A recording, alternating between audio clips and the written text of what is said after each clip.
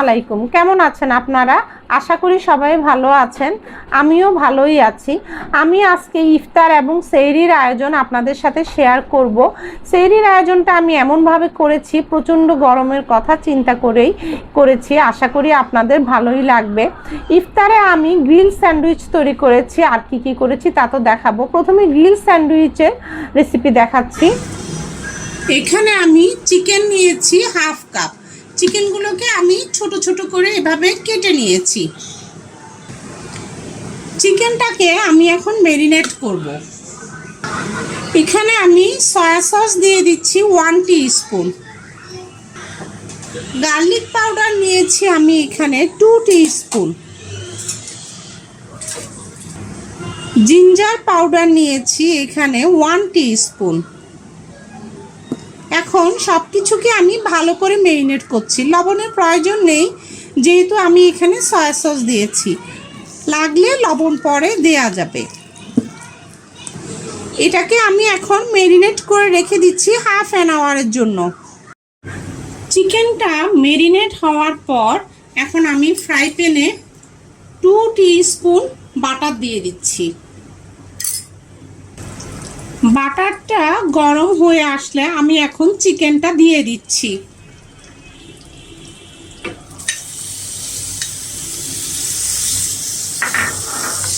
চিকেনের মধ্যে আমি বাটারের ফ্লেভারটা ঢুকাচ্ছি। নেড়ে নেড়ে চিকেনটাকে আমি একটু ভাজি করে নিচ্ছি। আজকে আমি কোনো তেল ইউজ করছি না। চিকেনটা কিছুটা ভাজি হয়ে আসলে, এই মনে করেন 1 মিনিটের মতো, এরপর আমি বাকি মশলাগুলো এর মধ্যে অ্যাড করব। সবার আগে আমি এর মধ্যে পেঁয়াজগুলো দিয়ে দিচ্ছি। এই চিকেনটাতে পেঁয়াজটা কিন্তু আমি আগে ভাজি করিনি, কারণ পেঁয়াজটা আমি এখন দিব। চিকেন যতটুকু নিয়েছি পেঁয়াজও আমি ততটুকুই নিচ্ছি। 1 কাপ পরিমাণ পেঁয়াজ নিয়েছি। এবার পেঁয়াজের সাথে চিকেনটা নেড়ে নেড়ে আমি এখন কিছুক্ষণ ভাজি করব। ভাজি কিছুটা হয়ে আসলে, এই যে 1 থেকে 1.5 মিনিটের মতো, তারপর এবার আস্তে আস্তে আমি বাকি ইনগ্রেডিয়েন্টসগুলো দেওয়া শুরু করব। চিকেনটা আমার পেঁয়াজের সাথে কিছুটা ভাজি হয়ে এসেছে। এই 1 মিনিটের মতো আমি ভাজি করেছি। এরপর আজকে আমি চিকেন ফ্রাইয়ের এই মশলাটা ইউজ করব। আপনাদের কাছে এটা না থাকলে আপনারা ম্যাগি মশলার যে প্যাকেটটা পাওয়া যায় 5 টাকা করে, সেটাও ইউজ করতে পারেন, অথবা তন্দুরি চিকেন মশলাটাও ইউজ করতে পারেন। যেহেতু আমি আজকে গ্রিল স্যান্ডউইচ করব, তো আমি একটু আজকে মশলা ইউজ করছি। আমি এই চিকেন ফ্রাই মশলাটা ইউজ করছি। এটা দিয়ে স্যান্ডউইচ করলে কিন্তু অনেক টেস্টি হয়। এর আগেও আমি বেশ কয়েকবার করেছি। আমাদের বাসায় তো স্যান্ডউইচ অনেক বেশি করা হয়, আর আমার বড় বাচ্চা অনেক বেশি লাইক করে স্যান্ডউইচ। 2 টিস্পুন এই চিকেন ফ্রাই মশলা আমি নিয়েছি। চিকেন ফ্রাইয়ের মশলাটাকেও আমি চিকেনের সাথে ভালো করে নেড়ে চেড়ে মিক্স করে নিচ্ছি। আগুনটা আমি মিডিয়ামে রেখেছি। এটা কমিয়ে অল্প আঁচে করার দরকার নাই, তাহলে পানি বেরিয়ে যাবে। আর এই চিকেন তো সিদ্ধ হতে তেমন টাইম লাগে না। এরপর 1 টেবিল চামচ সসও আমি দিয়ে দিয়েছি। 1 টেবিল চামচ সস দিয়ে সসটাকেও আমি এটার সাথে, এই চিকেনটার সাথে ভালো করে নেড়ে চেড়ে মিক্স করে নিচ্ছি। মিক্স হয়ে গেলে, রান্নাটা প্রায় হয়ে আসলে, এরপর আমি কিছুটা ধনিয়া পাতা এর মধ্যে দিয়ে দিব। ধনিয়া পাতাটা দিয়ে সেটাকেও আমি নেড়ে চেড়ে মিক্স করে নিচ্ছি। সব শেষে আমি সব কিছু মিক্স হয়ে গেলে, সেট হয়ে গেলে, সবার শেষে আমি কিছুটা লবণ দিব। সব কিছু ভালোভাবে হয়ে যাওয়ার পর আমি সামান্য একটু লবণ এর মধ্যে দিয়ে দিচ্ছি। লবণটা সাবধানে দিতে হবে, কারণ সয়া সস, চিকেন ফ্রাই মশলা এগুলোর মধ্যেও লবণ আছে, তাই সামান্য একটু লবণ আমি দিয়ে দিলাম। যে লবণটাও একটু মিক্স করে নিচ্ছি।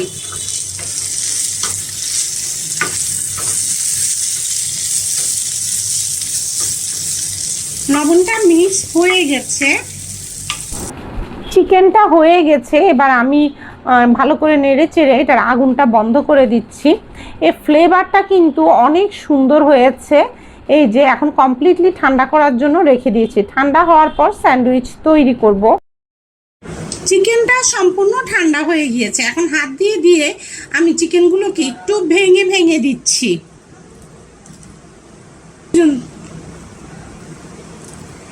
এই যে চিকেনগুলো আমি হালকা করে করে এইভাবে ভেঙে ভেঙে দিচ্ছি।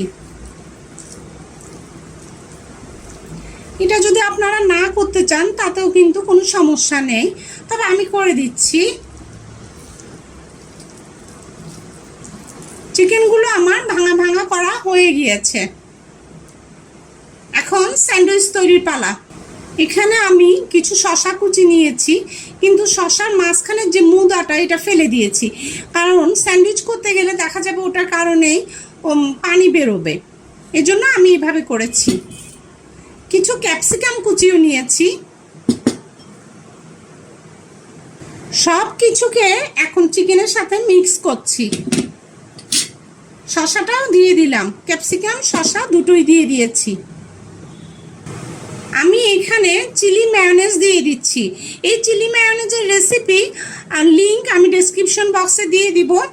আমি কিন্তু এই জন্য কোনো ঝাল অ্যাড করিনি, গোলমরিচ দেইনি, কিছুই দেইনি ঝাল জাতীয়। এই চিলি মায়োনেজ দিব এই জন্য।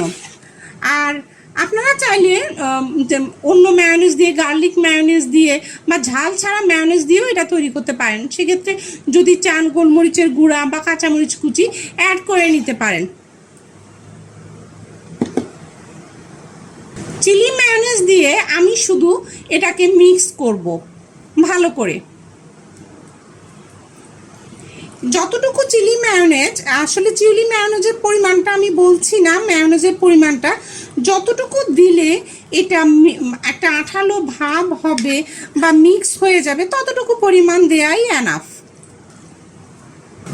মায়োনেজটা আমার মিক্স হয়ে গিয়েছে ভালোভাবেই। এই যে একটা আঠালো আঠালো ভাব হয়ে গিয়েছে। এখন স্যান্ডউইচ তৈরির পালা। স্যান্ডউইচের জন্য আমি কিছু ব্রেড এভাবে চারপাশে শক্ত ভাব অংশটা কেটে কেটে নিয়েছি। প্রত্যেকটা ব্রেডে আমি কিছু হট টমেটো সস এভাবে স্প্রেড করে নিচ্ছি, এভাবে ছড়িয়ে ছড়িয়ে দিচ্ছি। এতে মায়োনেজের একটা স্যান্ডউইচের একটা পারফেক্ট টেস্ট পাওয়া যাবে।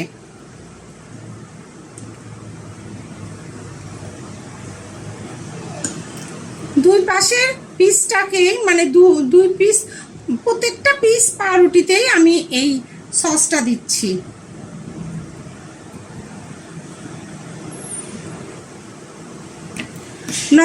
টমেটো কেচাপের চাইতে হট টমেটো সসে কিন্তু টেস্টটা বেশি আসবে।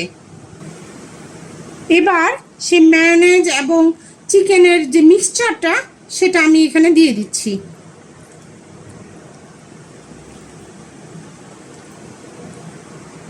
দেয়া হয়ে গেলে এখন আমি এই যে এভাবে স্যান্ডউইচটাকে একটু এভাবে প্রেস করছি। প্রেস করে এখন আমি এটাকে কেটে নিব। এখন আমি এটাকে মাঝখানে কেটে স্যান্ডউইচের শেপ দিচ্ছি।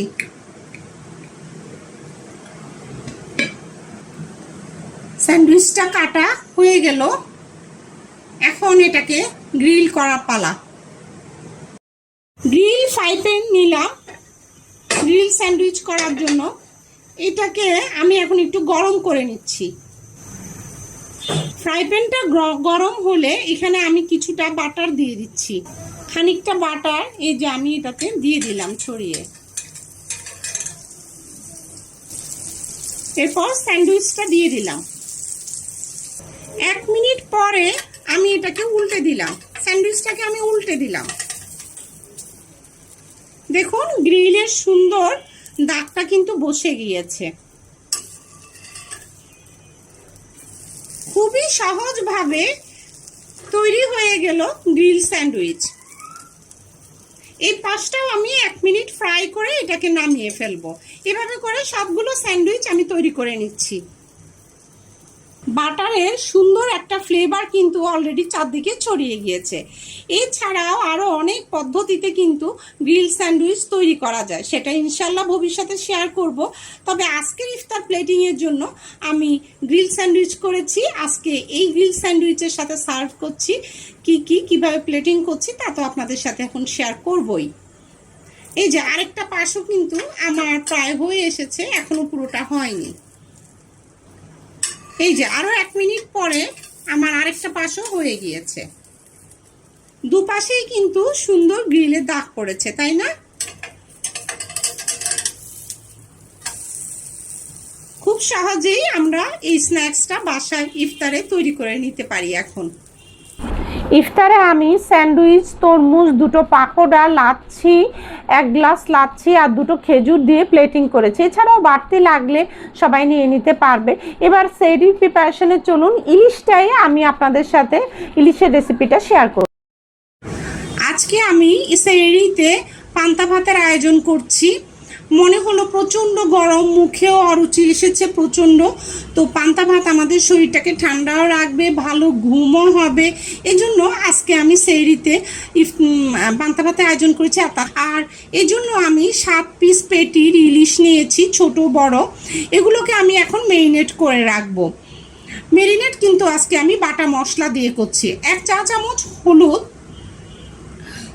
হাফ টেবিল চামচ হলুদ, আমি গুঁড়ো হলুদ, ওটাতে আমি পানিতে ভিজিয়ে রেখেছিলাম 15 মিনিটের জন্য, যাতে করে বাটা মশলার একটা স্বাদ আসে। হলুদটা আসলে বাটা একটু বেশ ঝামেলাই, তো হলুদটা আমি বাটিনি। এছাড়া সমস্ত বাটা মশলাই আজকে আমি ইউজ করছি। এই যে জিরা, মরিচ, শুকনা মরিচ আর সরিষা, আর পুরো রান্নাটা তো হবে সরিষার তেলেই। প্রথমে আমি ভিজিয়ে রাখা হলুদটাকেই দিয়ে দিচ্ছি এখানে। এরপর 1.5 টেবিল চামচের মতো জিরা বাটা নিয়েছি, 1 টেবিল চামচ শুকনা মরিচ বাটা নিয়েছি, প্রায় 2.5 টেবিল চামচের মতো আমি সরিষা বাটা নিয়েছি, লবণ নিয়েছি স্বাদ মতো। এই সব কিছুকে আমি ভালো করে মাছের সাথে মেরিনেট করে রেখে দিচ্ছি। পরবর্তীতে আমি যখন রান্না করব, রান্না করার সময় সরিষার তেলে পেঁয়াজ বাটা, আজকে পেঁয়াজটাও বাটা ইউজ করছি, এতে একটা ভালো সুন্দর গ্রেভি পাওয়া যাবে। পেঁয়াজ বাটা ভালো করে ভাজি করব এবং তার সাথে রসুন বাটাটাও সেখানে দিব। রসুন বাটাটা এখানে দিলে আমার কাছে মেরিনেশনে মনে হয় যে কাঁচা গন্ধ থেকে যেতে পারে, কারণ ইলিশ মাছ তো আর অতিরিক্ত রান্না করলে টেস্ট থাকে না, তাই না? তো এই কারণে রসুন বাটাটা আমি পেঁয়াজ বাটার সাথেই ভালো করে ভাজি করব। 1 ঘন্টার জন্য মাছটা আমি রেস্টে রেখে দিচ্ছি মেরিনেশন হওয়ার জন্য। এখন ফ্রাই প্যানে আমি 4/3 কাপ সরিষার তেল দিয়ে দিচ্ছি।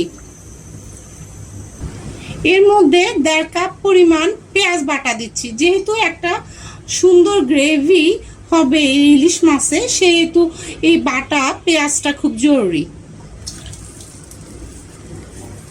পেঁয়াজের সাথে 1 টেবিল চামচ রসুন বাটাও দিয়ে দিচ্ছি, একই সাথে দুটোই ফ্রাই হবে। এখন নেড়ে নেড়ে ভাজি করব। এই ভাজিটা পেঁয়াজ এবং রসুনটা যদি সুন্দর করে পারফেক্টলি ভাজি না হয়, কষানো না হয়, তাহলে কিন্তু গ্রেভির টেস্টটা পাওয়া যাবে না। পারফেক্ট যে ঝোলের, ইলিশ মাছের যে ঝোলের টেস্টটা, সেটা পাওয়া যাবে না। নেড়ে নেড়ে একটু সময় নিয়ে এই ভাজিটা করতে হবে। আর খাঁটি সরিষার তেল দিয়ে যদি করা হয় তাহলেই কিন্তু টেস্টটা অনেক ভালো পাওয়া যায়, কারণ একটা ঝাঁঝালো ফ্লেভার থাকে। কিছুক্ষণ নেড়ে নেড়ে ভাজি করে আমি এটাকে কষিয়ে নিচ্ছি, যতক্ষণ পর্যন্ত এটা কাঁচা গন্ধটা দূর না হয়ে যায়, সুন্দর গন্ধ না ছড়িয়ে পড়ে। আমি অল্প একটু পানি দিয়ে দিচ্ছি এটা এই মশলাটা একটু কষানোর জন্য। এরপর এটাকে কভার করে আমি কিছুক্ষণ কষাবো। কষানো হয়ে তেলের উপর উঠলে তারপর মাছ দিই। পেঁয়াজ এবং রসুন বাটাটা আমার প্রায় কষানো হয়ে গিয়েছে, তেলের উপর উঠে এসেছে। রসুন বাটা, পেঁয়াজ বাটা এগুলো ভালো করে কষানো হয়ে গিয়েছে। এই মশলাগুলো ভালো করে কষানো হলেই কিন্তু রান্নাটা মজা হবে, এবং যেই ঝোলের রেসিপিটা আমি করব ইলিশ মাছের, ওই ঝোলটাও পারফেক্ট টেস্ট পাওয়া যাবে। এবার ম্যারিনেট করা মাছগুলো আমি দিয়ে দিচ্ছি। কিছুটা বাটি ধোয়া পানিও এখানে নিয়ে নিয়েছি, এটাও এর মধ্যে দিয়ে দিব। এই একবারই নেড়ে দিচ্ছি, এরপর কিন্তু আর নাড়বো না। এরপর জাস্ট ফ্রাই প্যানের হাতল দিয়ে ঝাঁকিয়ে ঝাঁকিয়ে নাড়তে হবে, তা না হলে কিন্তু মাছ ভেঙে যাবে। জাস্ট অল্প কিছু সময়ের জন্য আমি এটাকে কভার করে কুক করে নিচ্ছি, কষিয়ে নিচ্ছি। 3-4 মিনিটের মতো মাছটা আমার কষানো হয়ে গিয়েছে, এখন তেলের উপর উঠে গিয়েছে। এটাকে একটু ফ্রাই প্যান দিয়ে ঝাঁকিয়ে দিলাম। এবার পানিটা দিয়ে দিচ্ছি। যেহেতু ঝোল খাবো, আমি এখানে প্রায় 4 কাপের কাছাকাছি পানি দিয়ে দিয়েছি। এবার আগুন বাড়িয়ে দিয়েছি বলক উঠার জন্য। ভালো করে বলক উঠার পর এটাকে আমি হাই মিডিয়ামে কুক করছি, কভার না করেই। মাছের ঝোলটা আমার পারফেক্ট যতটুকু চাই হয়ে এসেছে। প্রায় 7-8 মিনিটের মতো আমি মিডিয়াম হাইতে এটা কুক করেছি, কভার না করে। এবার নামাবার আগে কয়েকটা কাঁচামরিচ ছড়িয়ে দিচ্ছি, একটা ঝাঁঝালো সুন্দর গন্ধ এতে ছড়িয়ে পড়বে। আর এ থেকে কিন্তু ঝাল বেরোবে না, কারণ এটা তো আস্তই দিলাম, তাই না? মাছটা কিন্তু আমার হয়ে এসেছে। আজকে ভোর রাত্রে পান্তা ভাতের সাথে এই ইলিশ মাছ আর কি কি দিচ্ছি আমি সার্ভ করছি সবই আপনাদের সাথে শেয়ার করব। এখন মাছটা আমি কভার করে এটাকে নামিয়ে নিচ্ছি। আমি এখানে রুই মাছের ডিম ভালো করে ভাজা ভাজা করে করে নিয়েছি, হালকা একটু ঝালও দিয়েছি। ভাতের মধ্যে পানি দিয়ে দিচ্ছি, যাতে ভোর রাত্রে কোনো কিছুর জন্য, আসলে ভোর রাত্রে কোনো কাজ পেন্ডিং রাখি না। আর যে পরিমাণ গরম পড়েছে, সব কিছু এমনিতেই গরম থাকবে, আর ভোর রাত্রে গরম করার প্রয়োজন নেই। এই যে ইলিশ মাছ করলা দিয়ে আলু দিয়ে ভাজি করেছি, মাছের ডিম, ভাত, এই তো ছোট্ট আয়োজন। খুব বেশি টেবিল ভরা আয়োজন আমি করি না, সেটা হয়তো আপনারা সবসময় লক্ষ্য করবেন। আমি কয়েকটা খেজুরও ভোর রাত্রের জন্য ধুয়ে রেখেছি। আমরা মানুষ 3 জন খাবো, আমার ছেলে সহ, এই জন্য 6টা খেজুর। সব কিছুই আমি একটু পরিমাপ করে করার চেষ্টা করি। তো সবাই জানাবেন কেমন লাগলো আমার আজকের আয়োজন। সবাই আমার ইউটিউবে চ্যানেলটাকে সাবস্ক্রাইব করবেন, আর এরকম ভিডিওর নোটিফিকেশন পাওয়ার জন্য বেল আইকন প্রেস করে রাখবেন। ভালো থাকবেন, আল্লাহ হাফেজ।